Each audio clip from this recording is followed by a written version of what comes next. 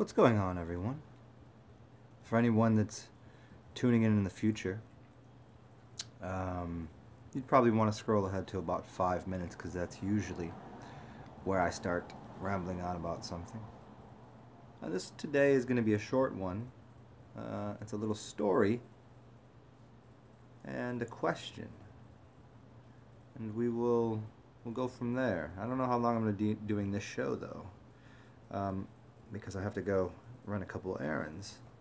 But I'll start this story at about 5 minutes in for people that are coming into the future.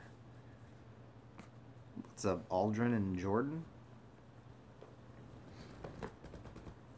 Hey, Jordan. Thank you for the stuff. Again, it got here ahead of time. It's amazing. It had a little thumb injury, and so perfectly on time.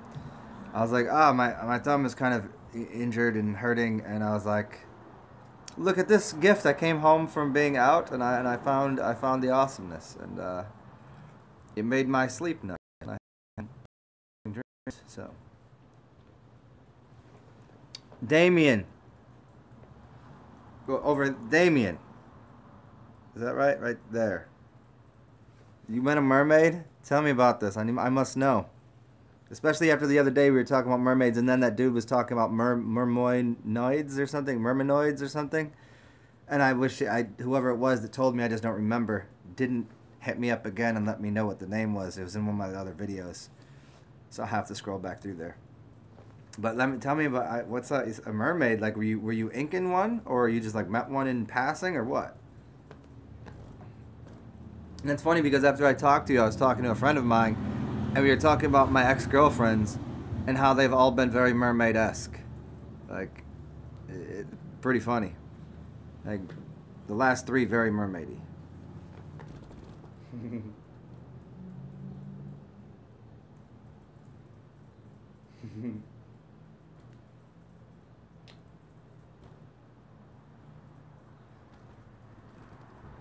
Yeah, so for anybody here, you know how this works. You got to give me like 5 minutes so I can let people show up and see what's going on from there.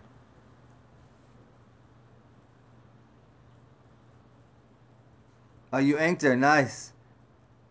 Nice. How'd that... So, what up, Danny? So, Damien, do you got a chick, or do you just, because you ink chicks, you end up with whatever you want whenever? Is that how that Where did you ink her? What did you ink on her? Was the mermaid for her? Because you were saying you were drawing a mermaid. Was it for this chick? And where did you put it on her?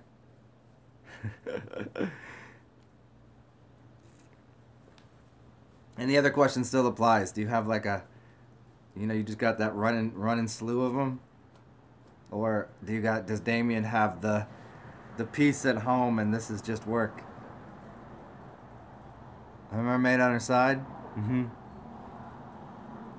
The chick, where does she have her mermaid? She had a mermaid on her side too. Another one was, that's so crazy. I totally forgot about that and just came back in my head. Yeah, she had a mermaid tattooed right here. And the other one, like, she's got pictures of her where she's in a bathtub, like, with the full mermaid garb on, like, glittered out and shit. Like, she was like supreme mermaid, like real hardcore mermaid, and like super witch. Like, she was just getting into witchery. She didn't really understand, but she definitely dove in to dove into the waters.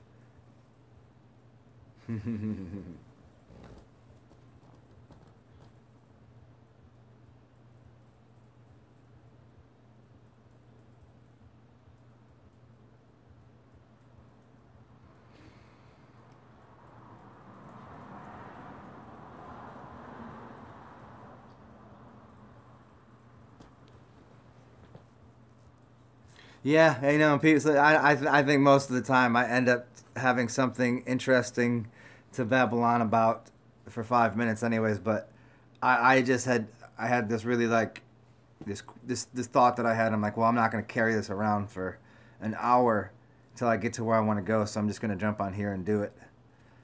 And so that's why I was over here. I was looking up because I wanted to get the story right. Oh man, look at that, Damien, crazy Drazy. Look at something happened. Did I do that? Did you do that? What's up with these mermaids, yo? Huh? Oh, nice, nice, nice. Okay, cool.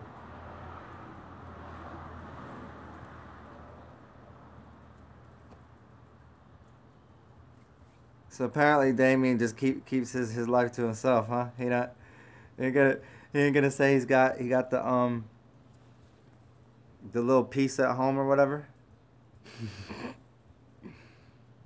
Mm-hmm. All right. Well, whatever the case may be, y'all. Um, here's the story and the thought for the day, and because it's something I deal with pretty much every day, and this has the stories about. Oh, you got two kids. Okay, well,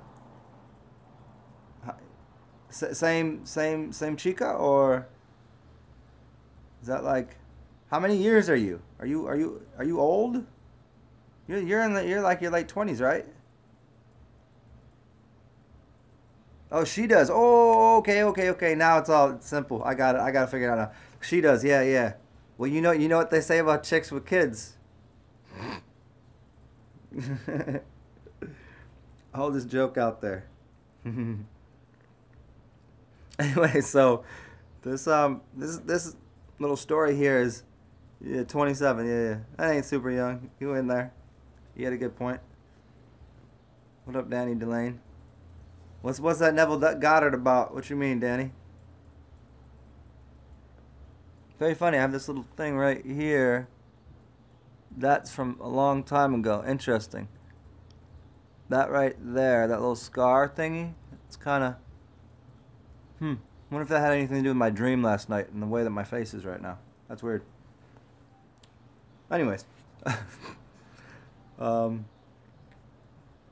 what up, Mr. Stockholm? I'm glad, man. That's awesome. That's why we put these crazy things out here.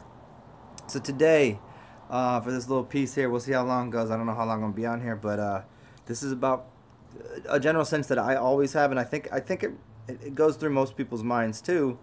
I think people that have more of a dualistic personality. Now, I think most people have 100 personalities. I don't think there's anything such as bipolar or split personality. I think everyone has hundreds of personalities in them. Some people have one personality, and some people have hundreds. I think that's just about the size of it. And in that, I'm saying, like, Piscean people, Geminis tend to be everywhere doing everything. And then you have like strong earthy personalities, or maybe like a Leo personality that is that. There's no getting away from what a Leo is, or what a very like Taurian personality is. But I think for a lot of people in society, the general thing is encompassed in this story, and what comes out of it. It's not necessarily just this story, but it's the furthering of this story, because this story is a very simple concept. And this is an old Paulo Coelho story.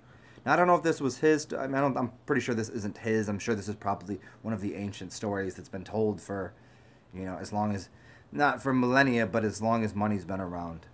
And so here's the story. I'm going to read it right off of here, because I want to give the story, do it its justice, and then I'll go on with the second part of how this manifests in real life, and what magic has to do with this. And motivation. So here you go, y'all. There was once a businessman who was sitting by the beach in a small Brazilian village. As he sat, he saw a Brazilian fisherman rowing a small boat towards the shore, having caught quite a few big fish. The businessman was impressed and asked the fisherman, "How long does it take you to catch so many fish?" The fisherman replied, "Oh, just a short while." "Then why don't you stay longer at the sea and catch even more?" The businessman was astonished. "This is easy enough to feed my whole family," said the fisherman. The businessman then asked, "So what do you do for the rest of the day?" The fisherman said, "Well, I usually wake up early in the morning, go out to sea, catch a few fish, and then go back and play with my kids. In the afternoon, I take a nap with my wife, and the evening comes and I join my buddies in the village for a drink, and we play guitar, we sing, and we dance throughout the night. The businessman offered a suggestion to the fisherman. I'm a PhD in business management. I could help you become a more successful person. From now on, you should spend more time at the sea and try to catch as many fish as possible. When you've saved enough money, you can buy a bigger boat and catch even more fish. Soon you'll be able to afford to buy more boats, set up your own company, your own production plant for canned food and distribution work. Then, when you've moved out of the village and to San Paulo, where you can set up a headquarters to manage your other branches. And the fisherman continues, and after that? The businessman laughs heartily. After that, you can live like a king in your own house, and when the time is right, you can go public and float your shares to the stock exchange, and you'll be rich. The fisherman asks, and then after that? The businessman says, after that, you can finally retire, where you can move to a house by the fishing village and wake up early in the morning, catch a few fish, return home to play with the kids, have a nice afternoon nap with your wife, and then evening comes and you can join your buddies for a drink, play guitar, sing and dance throughout the night. And the fisherman looked puzzled. He said, isn't that what I'm doing now?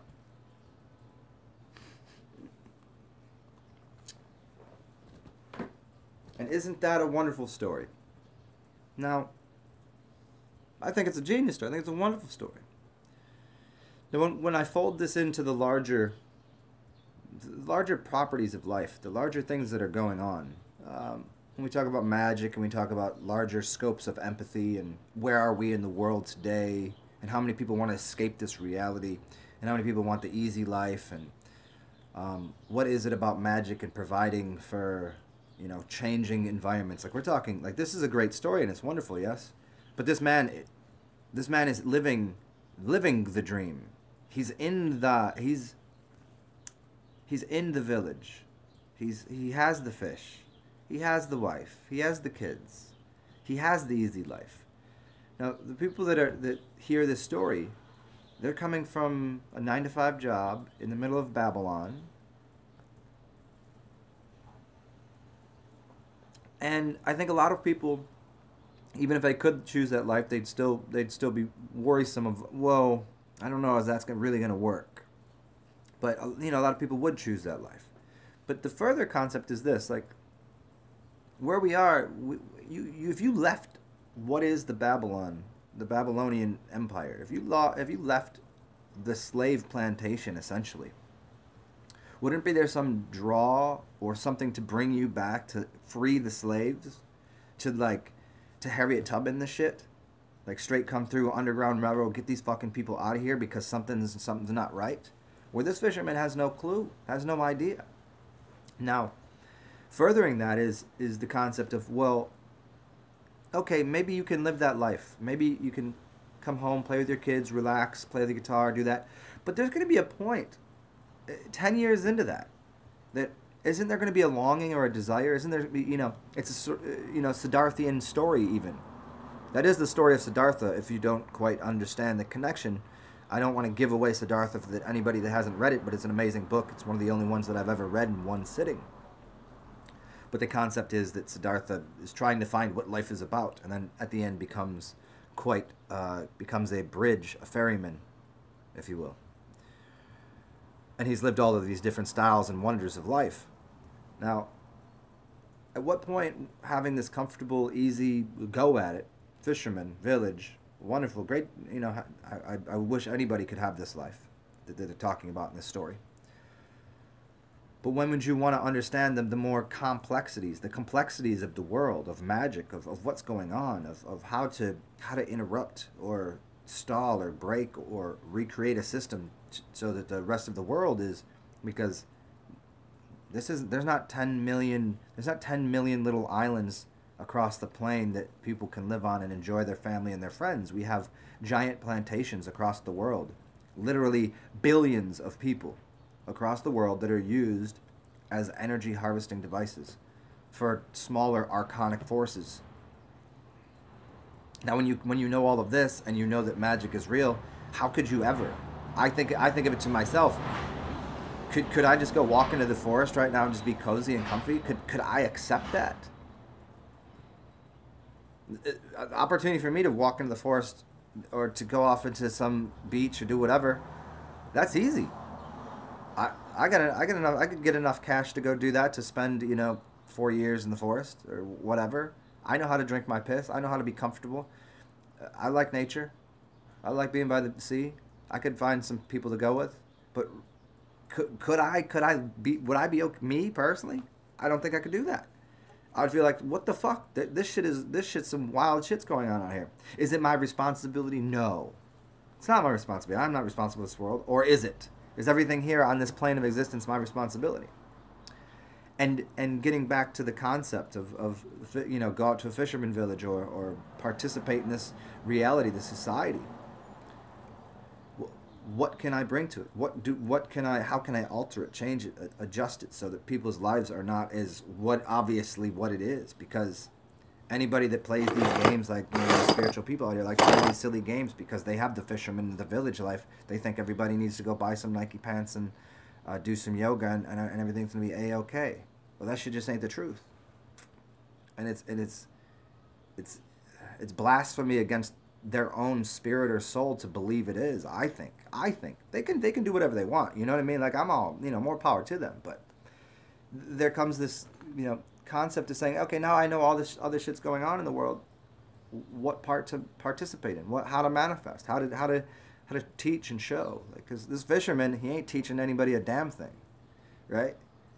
What his kids are gonna grow up like in this tiny little village? Like where's the rest of what's going on?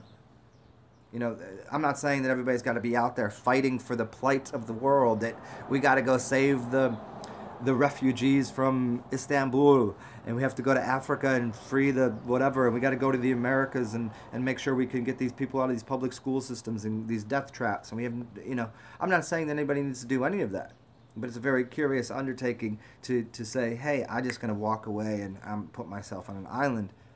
At what point, and just the simple thing, if we get rid of all the complexities, everything, and we just say, do you want to be here doing next to nothing for 50 years, retiring for your whole life? At what point looking around and seeing that you have the same environment, it's comfortable, it's peaceful, at what point would you want to, hey, there's more mathematics to this. There's more universe to this. There's more exploration.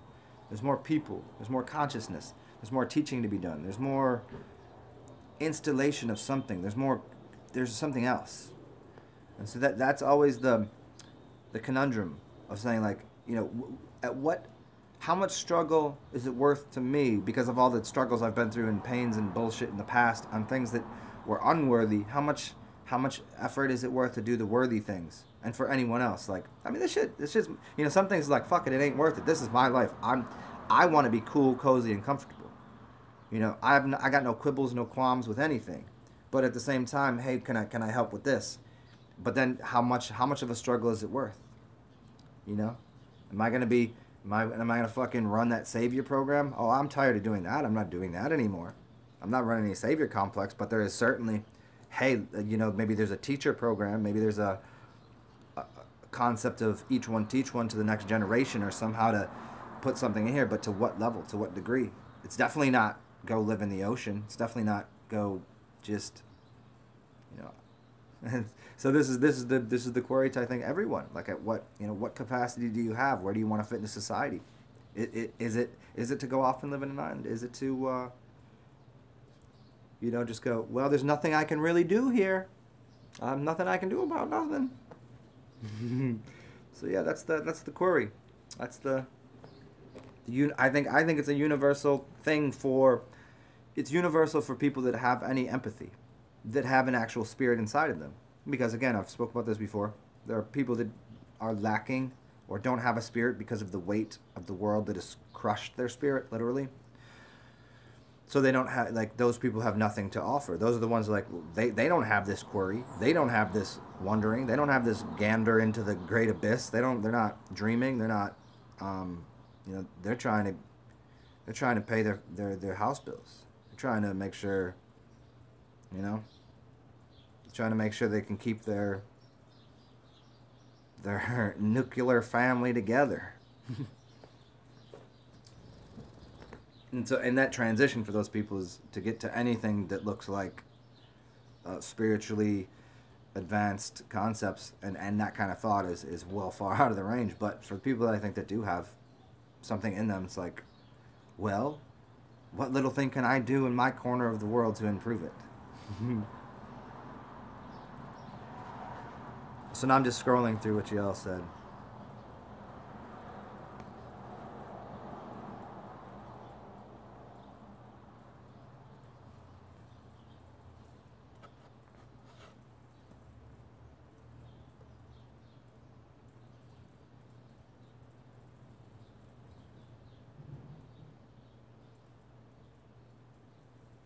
Oh, cause you have kids. Cause you got little brats. I'm back where Danny was talking about not having kids.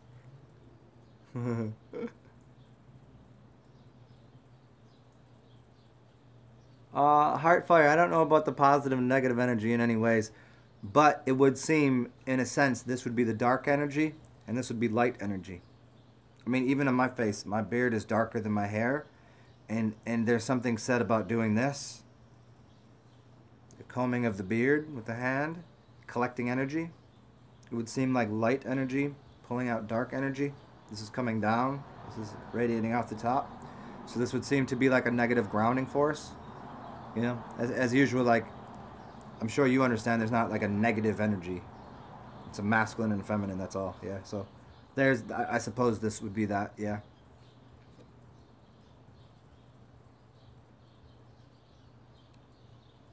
Yeah, and Jordan, have you heard Neville Goddard himself speak? It's, he's excellent, yeah.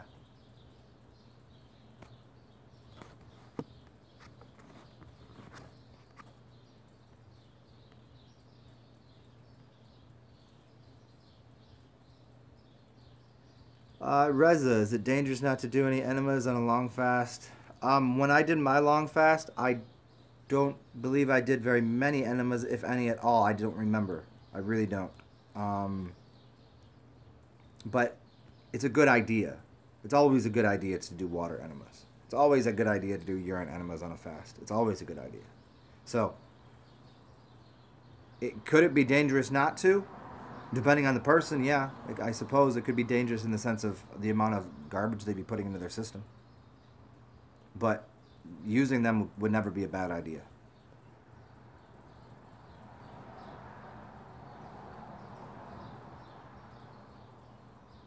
What up, Sticky Icky? Here you go, Heartfire. That's exactly it. Every time you loop, it becomes stronger and stronger, like a black hole. This is about right. Considering what I suspect the kidneys do because of the microtubules that are actually compressing the water so tightly that it's actually, I believe, the water is turning itself inside out. Therefore, you're getting, the poison is turning into the panacea. There's some sort of reflective quality. There's some sort of something that's occurring with the pressure that's being put on the water to get it to go through the kidneys, which becomes your urine, which I think has something to do with the black and white mirror and so yeah. And so the black hole makes complete sense. Jean Baptiste, what's up?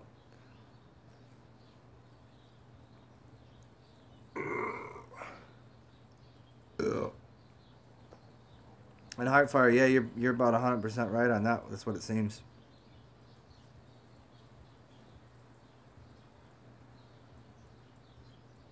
There you go. Once the sun is on 100%, you don't need food. Yeah.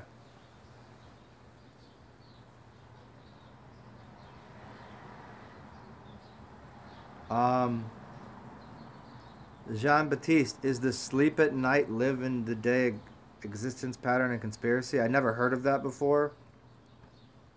Seems a little ridiculous to me. Um, I, I couldn't I couldn't imagine why anyone, like, naturally that wouldn't ever occur. Just get rid of the society as you know it and ask yourself the simple question: what percentage of people would be doing the opposite? I think it had. I think there's probably a select number of people, very small. The same way there's a very small group of animals that are live at night, living during the evening. And I think, the idea of even the natural pattern for humans, there doesn't seem to be much of a reason to be up at night.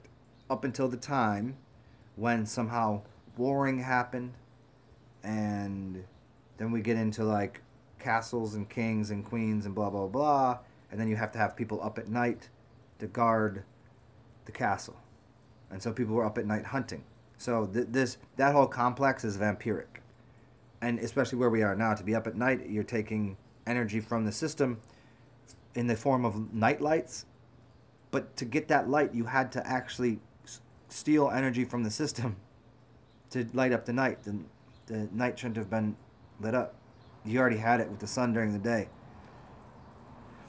So, yeah, I don't know. It doesn't seem right.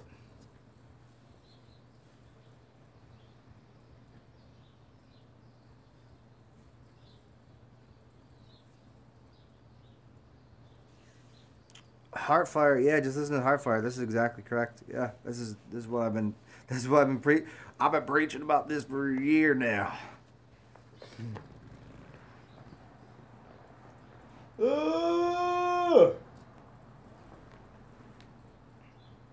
3 o'clock. What to do today?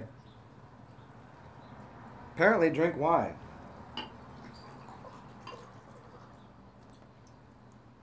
Drink some shitty ass wine. That's what I'm going to be doing. Anybody want to join me for a Saturday shit wine show? I was thinking about going out in public, but I don't know. Hey, look at this. Drugs.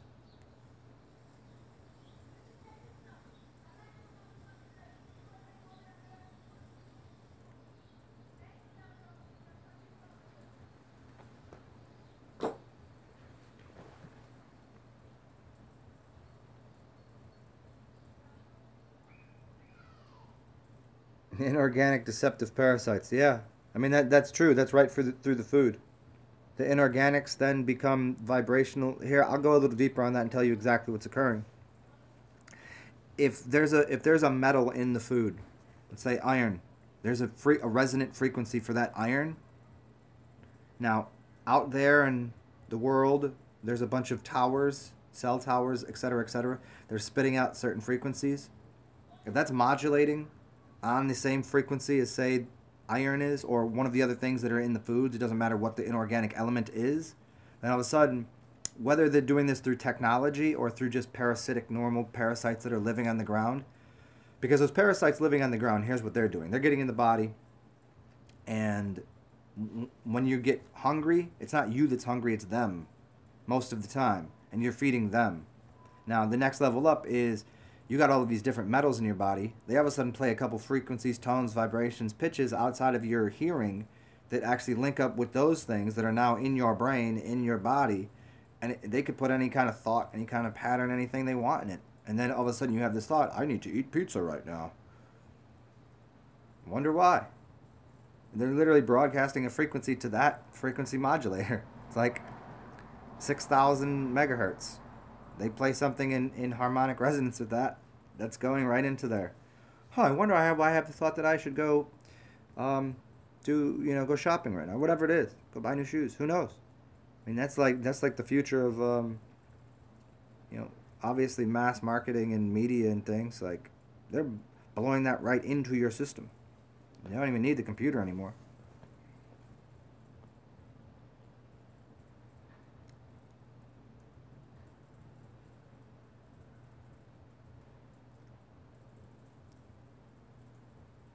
Jean Baptiste, I agree with you there. Sleep could be an acquired addiction. This is correct. I think so. Because the first thing that we did was eat. We shouldn't have been eating. As soon as we ate, we became denser. Once we became denser, we needed to process that. The body goes, okay, energy here. And we went, shut off our system. Because with energy processing, we had 100% function running through the whole system. Energy, movement, dancing, doing whatever, right?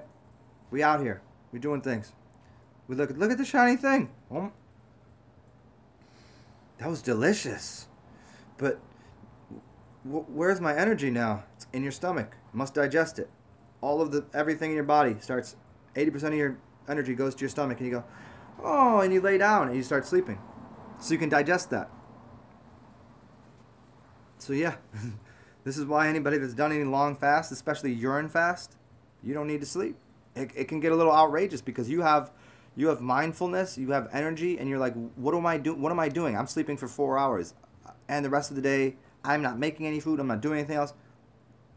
If you don't have like a bunch of friends to do things with, if you ain't got creative outlets, if you ain't got that's gonna get like you're gonna go stir crazy, especially considering you're gonna be up in most cities at like odd hours where like if you live in normal towns like shit ain't open after 10 o'clock. You better be figuring something out every single night to do for an extra 4 hours, you know, and it get real old watching Netflix because your brain ain't gonna be liking that, and then you know, and most people aren't as energetically like into like I want to start learning how to knit or I want to do this like, or you know that's the process, you know.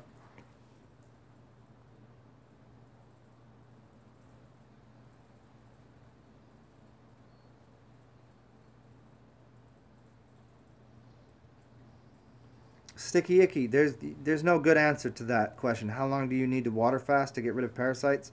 Most of parasites, um, the requirement for most of them would be doing things that will get them out of you. Meaning, doing specific organ cleanses and ingesting certain types of um, herbs, or upgrade that to urine. Now, there are certain parasites these days. I think it seems that aren't going to be flushed out by a water fast. It seems just because of technology and things. I don't because I can't verify any of this. I don't know. I don't know for sure. They got bio fucking whatever that's going in the things that are could be. Seems like it. I mean, could it just be like a scare tactic? Yeah, probably. But could be actually happening too. So in that way, you know, people were actually talking a while ago about biofilm about certain things, that you're not getting rid of certain kind of things because there's a biofilm, and to kill that biofilm, to get rid of that, basically the film that's around what's holding some sort of bacteria, you need to use certain substances. And those high level substances tend to be more in the it's like MSM or MMS, excuse me, which is kind of like a I think it's chlorine dioxide, which is heavy duty stuff, and then there's like other sorts of chemicals that you could use. But I would always get back to saying there's herbs, wormwood, etc., oregano oil, urine that will do most of the job. But to get rid of all parasites, doing a water fast, I don't think so. I don't know. It would be tough to get rid of all of them, and I don't think you'll ever get rid of all of them.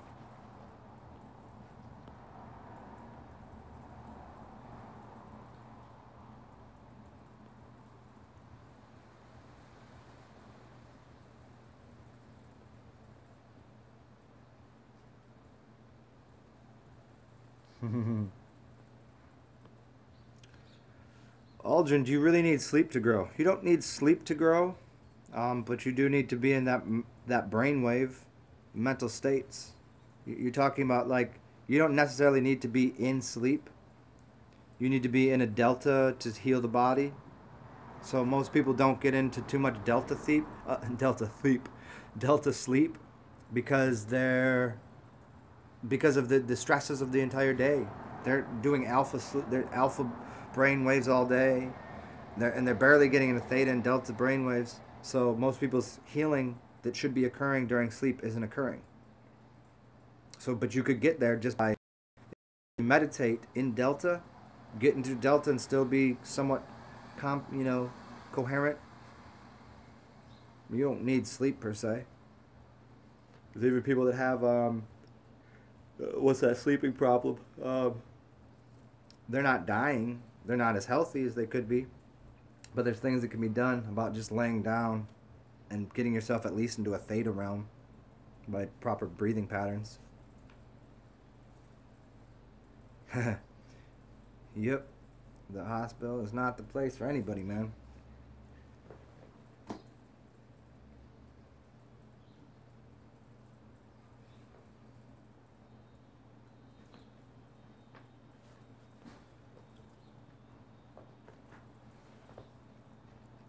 So yeah, y'all. I'm gonna go run a couple errands. I wasn't even gonna be on here for that long, so hopefully I did answer the few questions that people had, and the story was a good one. And whoever wasn't here for the story time, that was the major thing that I wanted to do. So I basically probably started telling the story about, I don't know, 8 minutes in.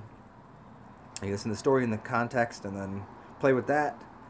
Other than that, I'm gonna go run these errands I gotta go do, and I'll try to get back on here a little later. And yeah, have a wonderful day. We'll talk soon, y'all.